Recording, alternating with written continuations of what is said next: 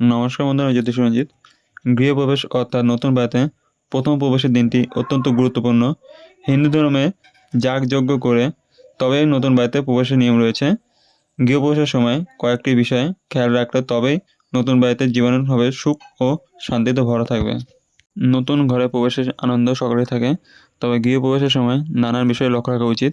হিন্দু ধর্মে এমন অনেক বিষয় উল্লেখ রয়েছে যা গৃহপ্রবেশের সময় পালন করে পরিবারের সুখ ও সমৃদ্ধির আগমন ঘটে।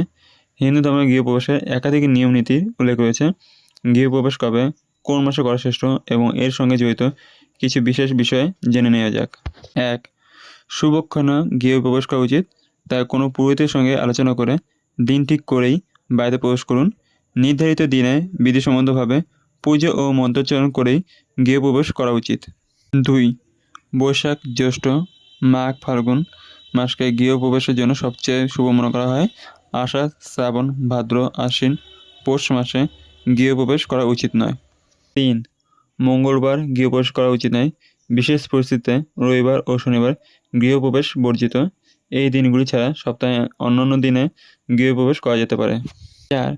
অমাবস্যা ও পূর্ণিমা তিথি ছাড়া শুক্লপক্ষের 2, 3, 5, 7, 10, 11, 12 ও 13 তারিখে গৃহপ্রবেশ করা শুভ মনে করা হয়। 5. মঙ্গল ঘরের সঙ্গে নতুন ঘরে প্রবেশ করা উচিত। আবার বাড়ির প্রবেশদ্বারে ফুল দিয়ে সাজাতে ভুলবেন না। এদিন বাড়িতে রঙ্গোলি বানানো বা আলপনা আঁকা উচিত। 6. নতুন ঘরে প্রবেশ করার জন্য ঘরের মালিক ও মালিকিনকে 5টি শুভ জিনিস যেমন নারকেল, হলুদ, গুড়, চাল, দুধ সঙ্গে নিয়ে ঘরে প্রবেশ করতে হয়। 7. গৃহপ্রবেশের দিন শ্রী গণেশের মূর্তি, দক্ষিণাবর্তী শঙ্খ, শ্রীযন্ত্র বাড়িতে নিয়ে যাওয়া উচিত। 8. গৃহপ্রবেশের সময় রান্নাঘরেও পুজো করা উচিত।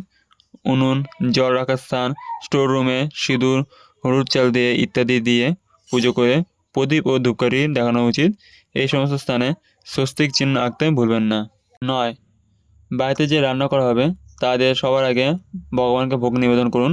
এরপর গরু, কাক, কুকুর, পিঁপড়ের জন্য খাবার বের করুন। 10. এদিন ব্রাহ্মণকে ভোজন করানো উচিত।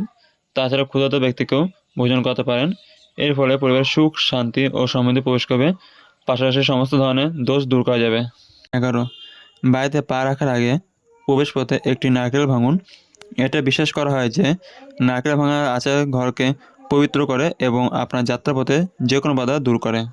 সম্পূর্ণ ভিডিও দেখার জন্য আপনাদের অসংখ্য ধন্যবাদ। ভিডিওটি ভালো লাগলে লাইক, শেয়ার আর আপনাদের কোনো মন্তব্য থাকলে কমেন্টে জানাবেন এবং চ্যানেলটিকে সাবস্ক্রাইব করে বেল আইকন অন করে পাশে থাকবেন। আজকে আমার ভিডিও এখানে শেষ। দেখা হবে পরের ভিডিওতে।